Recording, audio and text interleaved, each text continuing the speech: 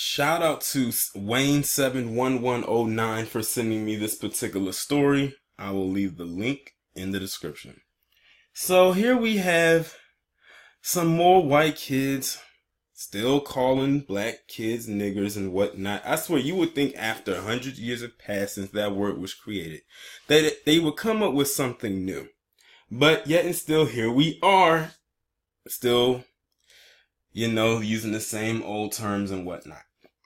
So it says baseball team threatens to string a nigger up. Principal suspended for not holding students accountable. Of course they're not going to hold them accountable because I'm very sure that the principals are white just like the students who made those comments. Let's see what this article says. It says, listen, karma is a bitch. Two Tennessee, not surprising in Tennessee, high school principals have been suspended for ordering racist white students to write 10-page essays as punishment for planning to lynch black students. If you're saying that's it, join the club. That's the first thing I would say. That's it. Some accountability. I swear, they think this writing a 10-page essay is a form of punishment. The only thing that's going to hurt is their damn hands. They might get carpal tunnel or whatever. And it says write a 10-page essay. They really mean to type one. Just so you know. But that's some bullshit. It says, yes, you read that correctly. These violent thugs got a slap on the wrist for planning to murder a black student.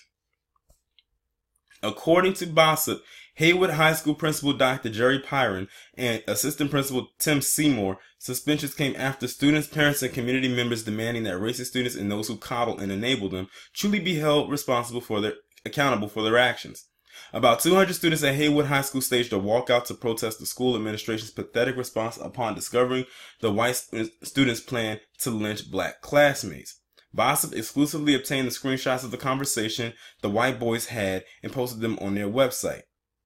Now here is the screenshot. I'm trying to see what that first part says, but the light from the sun is kind of blocking it. But the message is being written to someone named Dick Rainers. It says turn me up, man. And this person named Dakota says so no go on string a nigger up. Bryce Faulkner says on mom. It says JT Lay. He put the shrug emojis. The Dakota person said, I mean, we can find one black guy and make an example for sure.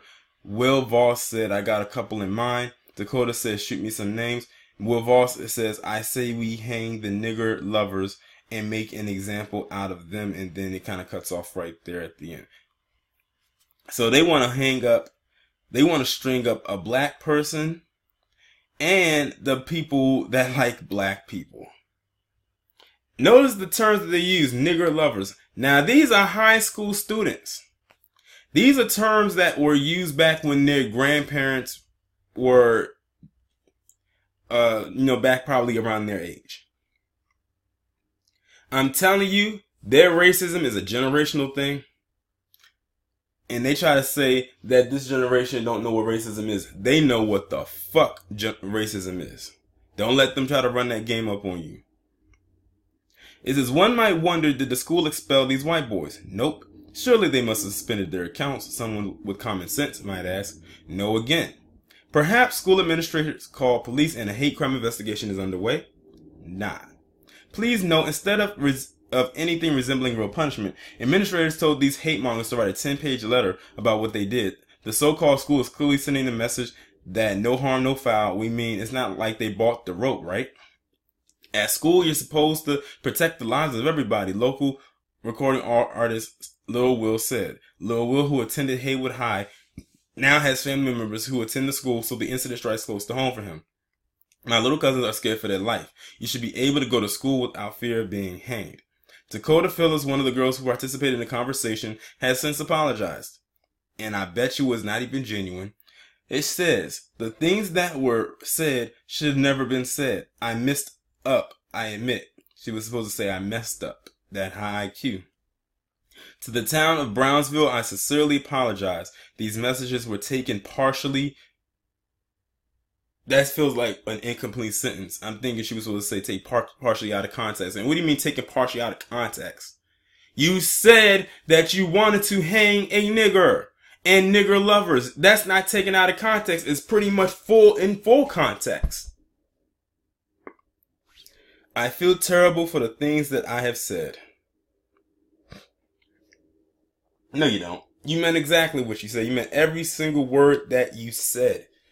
And I'm willing to bet that their parents are 45 supporters. See, these are the type of people that need to have their hands put on them. Hands, feet, teeth. And when I say teeth, I mean I don't care if you have to bite their ass. Because something has to be done. And then I keep thinking about back to the young lady, Jazzy Raw. And what her evil ass roommate did to her. Like, they are sitting here sending text messages talking about what black person they're going to hang and what black person empathizer they're going to hang with along with them. And then say it was partially taken out of context? No. You said and meant every word that you typed in that text. There was nothing taken out of context. Man, I tell you, this is exactly why black people be calling white people devils. And like I said before, racism is a generational thing.